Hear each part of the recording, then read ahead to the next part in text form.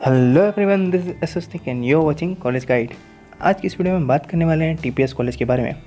शुरुआत करने से पहले मैं तुम्हें बता दूं कि एएन कॉलेज और कॉमर्स कॉलेज के ऊपर भी मैंने वीडियो बना रखी है, जिसका लिंक तुम्हें डिस्क्रिप्शन में मिल जाएगा। इस वीडियो के बाद उसे भी ज़रूर देखना। आज की इस वीडियो में हम बात करने वाले हैं टीपीएस कॉलेज पटना के बारे में। अगर तुम भी टीपीएस कॉलेज पटना में एडमिशन लेना चाहते हो या फिर तुम्हें ये कॉलेज अलॉट कर दिया गया है, तो आज का ये वीडियो तुम्हारे लिए बहुत ज़्यादा इन्फॉर्मेटिव और इम्पॉर्टेंट साबित होने वाला है। जब भी कोई स्टूडेंट विद्यार्थी किसी नए कॉलेज में एडमिशन लेने की सोच रहा होता है या फिर किसी नए कॉलेज में एडमिशन लेने जा रहा होता है, तो उसके मन में, उसके दिमाग में कई सारे सवाल उछल कूद मचा रहे होते हैं। कुछ सवाल होते हैं जैसे कि भैया इस कॉलेज में कोर्सेज कौन कौन से अवेलेबल हैं, किन किन सब्जेक्ट्स की पढ़ाई हो रही है, फिर यहाँ का फ़ीस स्ट्रक्चर कैसा है, उसके बाद यहाँ पे अटेंडेंस मैनेज होगा या नहीं, मतलब मुझे रेगुलर जाना पड़ेगा या नहीं, उसके बाद यहाँ का इंफ्रास्ट्रक्चर कैसा है, यहाँ का लोकेशन कौन सा है ये, उसके बाद कनेक्टिविटी का क्या हिसाब किताब है, इन्वायरमेंट का कैसा है, कॉलेज अंदर से कैसा दिखता है, प्रोफेसर्स कैसे हैं, कॉलेज का माहौल कैसा है, स्टूडेंट्स वगैरह के साथ कोई रैगिंग होती है या नहीं, और कॉलेज में बाकी सारी चीज़ें कैसी हैं। ऐसी बहुत सारी छोटी छोटी डिटेल्स, बहुत छोटी छोटी जानकारियाँ हर वो बच्चा खोज रहा होता है, जानने की कोशिश कर रहा होता है जो किसी कॉलेज में एडमिशन लेना चाहता है। आज की इस वीडियो में हम डिस्कस करेंगे टीपीएस कॉलेज के ऊपर। इन्हीं सारे पॉइंट्स को ध्यान में रखते हुए टीपीएस कॉलेज के ऊपर हर एक डिटेल को, जानकारी को जानने की कोशिश करेंगे और कोशिश करूँगी तुम्हें यार बेस्ट टू बेस्ट सारी चीज़ें बताऊँ। So let's begin with a brief introduction और थोड़ी सी हिस्ट्री जानते हैं इसके बारे में, ठीक है। देखो, इस कॉलेज का ओरिजिनेशन की अगर बात करें तो इस कॉलेज को श्री स्वर्गीय ठाकुर प्रसाद सिंह की याद में बनवाया गया था। ये इसकी 1960 में इसकी स्थापना हुई थी। 1960 में इस कॉलेज को बिहार यूनिवर्सिटी की तरफ से एफिलिएशन मिला था, लेकिन 1962 आते आते इस कॉलेज को मगध यूनिवर्सिटी के द्वारा एफिलेट करा दिया गया।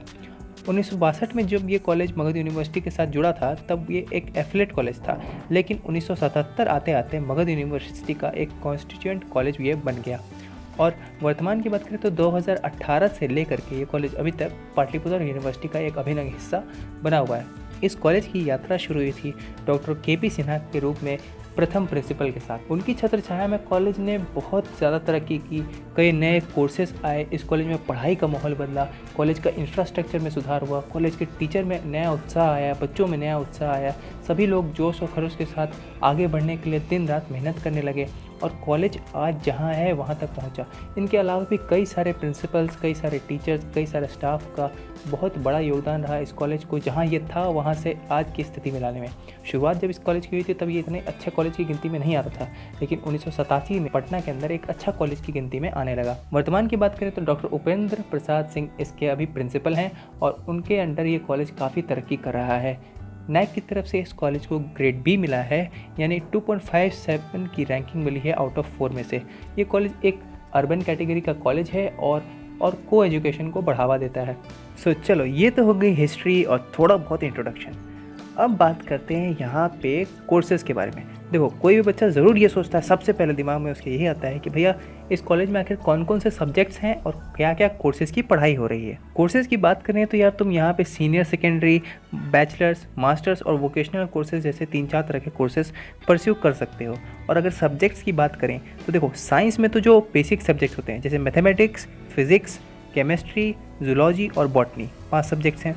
उसके बाद अगर आर्ट्स की बात करें तो आर्ट्स में तुम्हें कई सारे सब्जेक्ट्स मिल जाते हैं जैसे हिंदी, इंग्लिश, उर्दू, फ़िलासफ़ी। उसके बाद एक सब्जेक्ट और मिलता है तुम्हें, वो है साइकोलॉजी। उसके बाद अगर बात करें तुम्हें सोशल साइंस डिपार्टमेंट की, तो सोशल साइंस डिपार्टमेंट में तुम्हें मिल जाते हैं हिस्ट्री, ज्योग्राफी, इकोनॉमिक्स और पॉलिटिकल साइंस। ये सारे वो सब्जेक्ट्स हैं जो इस कॉलेज में पढ़ाए जा रहे हैं। अब देखो, अगर ह्यूमैनिटीज़ सेक्शन की बात करें जहाँ पे हिंदी, उर्दू, इंग्लिश ये सारे सब्जेक्ट्स हैं, फिलॉसफी, साइकोलॉजी जैसे सब्जेक्ट्स हैं, तो ये भविष्य में धीरे धीरे बढ़ेंगे, ज़रूर बढ़ेंगे, ठीक है। और साइंस में भी लगभग ज़्यादातर सब्जेक्ट्स पढ़ाए जा रहे हैं। इसके अतिरिक्त वोकेशनल कोर्सेज़ की बात करें तो वोकेशनल कोर्सेज़ में तुम्हें bachelor of computer application, bachelor of business management, bachelor of biotechnology की भी पढ़ाई कराई जाती है, ठीक है। तो ये सारे कोर्सेज़ यहाँ पे पढ़ाए जा रहे हैं। इसके अतिरिक्त मैं तुम्हें एक और बात बताता हूँ, ये college Indira Gandhi national open university के साथ भी जुड़ा हुआ है, तो इग्नू से रिलेटेड भी सारी चीज़ें यहाँ पे होती हैं। ये तो हो गई कोर्सेज़ और सब्जेक्ट्स की बातें। अब बात करते हैं फ़ीस स्ट्रक्चर के बारे में। ये बात तो जाहिर है कि हर बच्चा फ़ीस के बारे में जानने के लिए सबसे ज़्यादा उत्सुक रहता ही है, होना भी चाहिए। फ़ीस के बारे में पता होना चाहिए हमें कि हमारे कितने पैसे खर्च होने वाले हैं पूरे कोर्स को कंप्लीट करने में। तो देखो, अगर इंटरमीडिएट की बात करें तो इंटरमीडिएट में लगभग 8 से 10 हज़ार तक तुम्हारा खर्चा बैठता है पूरे 2 साल का। तुम्हारा 2 साल का कोर्स का खर्च है 8 से 10 हज़ार रुपये। अगर बात करें बैचलर्स डिग्री की, बैचलर में स्पेशली साइंस की या आर्ट्स की, तो यहाँ पे तुमको 15 से 20 या फिर 15 से 25 तक के आसपास में खर्च बैठता है तीनों साल का। लेकिन यहाँ एक बात ध्यान रखने वाली बात यह है कि ये तुम्हें एक साथ नहीं पे करना, ये अलग अलग साल में, अलग अलग सेमेस्टर्स में अलग अलग फ़ीस तुमको पे करनी पड़ेगी। ऐसा भी नहीं है कि तुमको मंथली पे करना है, तुमको कुछ मंथ के 3 महीने के गैप पे, 6 महीने, 8 महीने के गैप पे ऐसे करके ये पे करना है, ठीक है। उसका अलग अलग टाइम आता है और उसकी अपडेट्स मैं देता रहता हूँ, ठीक है। तो वैसी अपडेट्स भी तुम्हें मिल जाएंगी, उसके लिए चैनल को सब्सक्राइब करके रखो। अब बात करते हैं एक और इम्पॉर्टेंट पॉइंट की, वो ये है कि भैया देखो, ये जो फीस स्ट्रक्चर मैंने तुम्हें बताया, ये डिफरेंट इंटरनेट से सोर्सेज से मैंने डेटा कलेक्ट किया है, वहाँ से बताया है। समय के साथ ये वेरी कर सकता है, एकदम एक्यूरेट सही भी हो सकता है और थोड़ा बहुत ऊपर नीचे भी हो सकता है। तो फीस स्ट्रक्चर के मामले में अगर तुम कोई भी स्टेप लेने जा रहे हो तो एक बार कॉलेज से कंफर्मेशन ज़रूर ले लेना, वहाँ जाके पता ज़रूर कर लेना, ठीक है। सो ये तो होगी फीस की बातचीत। अब बात करते हैं अटेंडेंस के बारे में। अगर यार इंटरमीडिएट में कोई बच्चा कॉलेज में एडमिशन ले रहा है तो उसके दिमाग में 2-3 बात ज़रूर रहती है। वो ये सोचता है कि भैया मेरा अटेंडेंस का चक्कर नहीं रहने वाला है, कॉलेज में एडमिशन ले लेता हूँ, स्कूल की झंझट से बचूंगा और साथ ही साथ मैं जेई की तैयारी या नीट की तैयारी में लग जाऊँगा। सो कॉलेज में आने का एक फ़ायदा उसको ये दिखता है। सही बात भी बिल्कुल सही है। अगर इंटरमीडिएट की बात करें तो अटेंडेंस में तुमको बहुत ज़्यादा टेंशन लेने वाली बात नहीं होती है। हाँ, रूल्स रेगुलेशन के अनुसार तुम्हें 75+ अटेंडेंस मैनेज करना होता है, लेकिन फिर भी अगर तुम 30 to 50 भी मैनेज कर लेते हो तो भी कोई प्रॉब्लम नहीं आती है। अगर ग्रेजुएशन की बात करें, मास्टर्स की बात करें, तो वहाँ पे भी अटेंडेंस का सेम सिनेरियो है, बहुत ज़्यादा दिक्कत नहीं आती है, थोड़ा बहुत कम है। तो हाँ, ऐसा भी नहीं करना कि कभी कॉलेज गए ही नहीं, पूरा एग्ज़ाम जब शुरू हुआ तब कॉलेज गए, शुरू से अंत तक बीच में कभी नहीं गए। देखो, कॉलेज में क्लासेस की जो बातचीत है वो ऐसा बिल्कुल नहीं है कि महीने के 20 दिन या 25 दिन क्लास चल रहे हैं। महीने में 12 दिन, 15 दिन ऐसे ही क्लास चलती है और हर महीने क्लास चलती है, ऐसा भी कुछ नहीं फिक्स है, ठीक है। किसी महीने हो सकता है 3 ही क्लास हो, कोई गारंटी नहीं है, ठीक है। तो इसीलिए ऐसा नहीं सोचना है कि भैया हम अटेंडेंस की वजह से परेशान होने हो, तो यार अटेंडेंस की वजह से कोई परेशानी खास नहीं होने वाली है, ठीक है। हाँ, ये ध्यान में रखने वाली बात यह है कि अगर क्लास किसी महीने में हो रही है 15, तो तुम उसमें से कम मिनिमम 2 से 3 तो ज़रूर अटेंड करो, ठीक है। सो अटेंडेंस का फुल सिनेरियो यही था। अब बात करते हैं हम इंफ्रास्ट्रक्चर के बारे में। देखो, कॉलेज 2 एकड़ के इलाके में पूरा फैला हुआ है, ठीक है।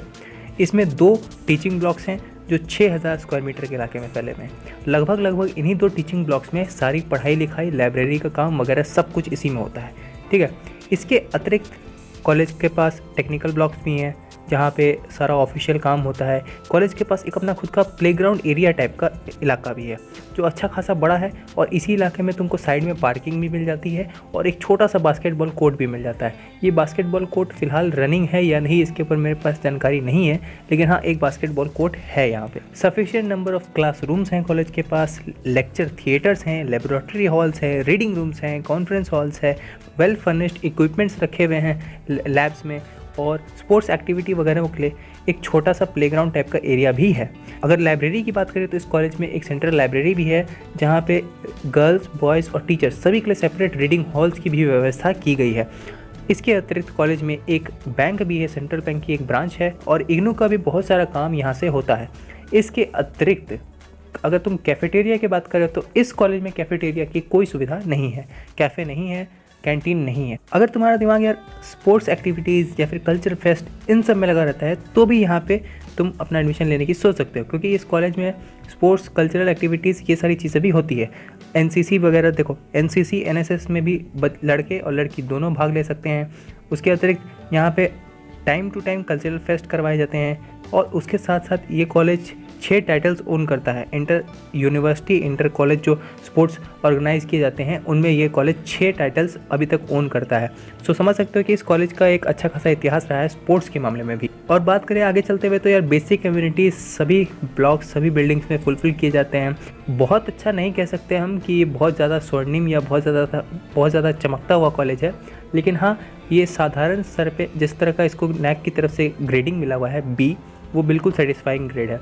इस बी ग्रेड के अनुसार इसके सारी चीज़ें हैं। सो ये तो बातचीत हो गई इंफ्रास्ट्रक्चर के बारे में।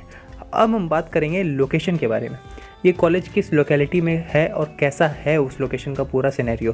फिर बात करेंगे कनेक्टिविटी की। लोकेशन की बात करें तो यार कॉलेज तारकेश्वर पथ चिरैयाटांड़ पटना में स्थित है। ठीक है, ये जगह स्टेशन से मात्र 15 से 20 मिनट की दूरी पे है, तुम पैदल चल के भी वहाँ तक जा सकते हो। ठीक है, ये जो इलाका जिस इलाके में ये कॉलेज स्थित है वो बहुत ज़्यादा कमर्शलाइज इलाका नहीं है। तुम्हें थोड़ा बहुत फीलिंग आएगा कि तुम किसी कॉलोनी में घुस रहे हो। जैसे कि बाकी कॉलेजेस की बात करें अगर एएन या कॉमर्स की, तो वो बाहर से ही माहौल बनने लगता है कि भाई अब आगे इस इलाके में कहीं कोई कॉलेज है, बोरिंग रोड हो गया जैसे, या फिर राजेंद्र नगर हो गया। लेकिन ये जो कॉलेज है जिस जगह पे स्थित है वहाँ पे थोड़ी बहुत फीलिंग्स आती है कि भाई अब किसी कॉलोनी में हम घुस रहे हैं, किसी कॉलोनी में जा रहे हैं जहाँ पे ये कॉलेज स्थित है। कनेक्टिविटी की बात करते हैं। कनेक्टिविटी के मामले में ये कॉलेज काफ़ी अच्छा है। अगर स्टेशन से कनेक्टिविटी को देखो तो केवल 10 से 15 मिनट के भीतर तुम पैदल चल के भी वहाँ पहुँच सकते हो। मतलब 11 नंबर की बस पकड़ो और पैदल पहुँच जाओ कॉलेज, है ना।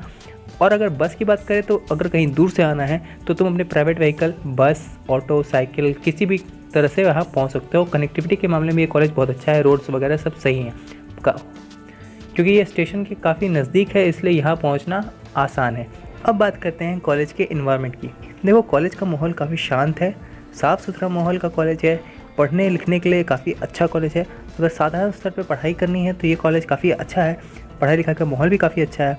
हाँ, एक दिक्कत यहाँ पे है जो बहुत जगह मैंने देखी, ये मैं अपने विचार नहीं बता रहा हूँ, मैंने जो रिव्यूज़ पढ़े हैं उनके अनुसार बता रहा हूँ। बहुत सारे बच्चे इस बात की कंप्लेन करते हैं कि यहाँ का जो स्टाफ है, जो ऑफिशियल स्टाफ है, वो उतना अच्छा नहीं है, मतलब उतना सेटिस्फाइंग नहीं है, वो सही ढंग से काम नहीं करता। लेकिन इसके अतिरिक्त कॉलेज काफ़ी अच्छा है, साफ़ सुथरा है। प्रोफेसर्स की बात करें अगर, तो प्रोफेसर्स भी काफ़ी फ्रेंडली हैं, काफ़ी अच्छे हैं, क्वालिफाइड है। मैंने हर वीडियो में कहा है यार कि प्रोफेसर्स बहुत क्वालिफाइड होते हैं, बिल्कुल इसी वजह से वो प्रोफेसर्स हैं। ठीक है, तो प्रोफेसर्स की निंदा वगैरह तो नहीं की जा सकती, प्रोफेसर काफ़ी अच्छे होते ही हैं। और यहाँ पे भी वही सिनेरियो है, प्रोफेसर्स भी काफ़ी अच्छे हैं। सभी प्रोफेसर्स तुम्हें कोऑपरेट करेंगे, पढ़ने लिखने में मदद करेंगे। क्लासेस अगर ज्वाइन कर रहे हो तो वो तुम्हारी बातचीत समझेंगे और काफ़ी अच्छा रहता है पूरा माहौल। ठीक है, स्टूडेंट्स वगैरह की बात करें अगर, तो रैगिंग वगैरह का कोई सिनेरियो नहीं है, उस बात से बिल्कुल निश्चिंत रहो, टेंशन नहीं लेना। तुम्हें रैगिंग वगैरह जैसा कोई केस नहीं होता है। यहाँ का स्टूडेंट यूनियन तुम्हें समय समय पे मदद करने के लिए भी आगे बढ़ के आता है और तुम्हारी हर परेशानी को सॉल्व करने की कोशिश भी करता रहता है। सो अगर ओवरऑल देखें तो नैक ने इस कॉलेज को ग्रेड भी दिया है, जो 100% सेटिस्फाइंग ग्रेड है, क्योंकि इस कॉलेज के लिए ये ग्रेड बिल्कुल सही। एक स्टूडेंट के पॉइंट ऑफ व्यू से अगर मैं बात करूँ तो ये कॉलेज बहुत ज़्यादा अच्छा कॉलेज भी नहीं है, जहाँ पे हम एक्सपेक्ट करते हैं कि हमें एक काफ़ी अच्छा खासा बिल्डिंग मिल रही है, काफ़ी बड़ा प्लेग्राउंड मिल रहा है, बहुत सारे प्रोफेसर्स मिल रहे हैं, बहुत अच्छा खासा एडमिनिस्ट्रेशन है, या फिर एक बहुत बेकार कॉलेज, सड़ा सा कॉलेज भी नहीं है। ये एवरेज कॉलेज है। सो ये थी कॉलेज के बारे में पूरी जानकारी। आशा करता हूँ यार तुम्हें पसंद आया हो, और अगर इसके बारे में तुम्हें और कोई जानकारी लगे कि तुम्हें चाहिए तो कमेंट करके तुम पूछ सकते हो, या फिर तुम्हें लगा कि कोई पॉइंट मिस हो गया हो तो कमेंट करके ज़रूर बताना। इसके अतिरिक्त मैं बताते चलूँ कि यार एएन कॉलेज और कॉलेज ऑफ कॉमर्स की पूरी वीडियो बना रखी है, उसका लिंक मैं डिस्क्रिप्शन में डाल दूंगा, उसे भी ज़रूर जाके चेक करना। मिलते हैं फिर किसी अगली वीडियो में। Till then stay connected, stay updated with college guide.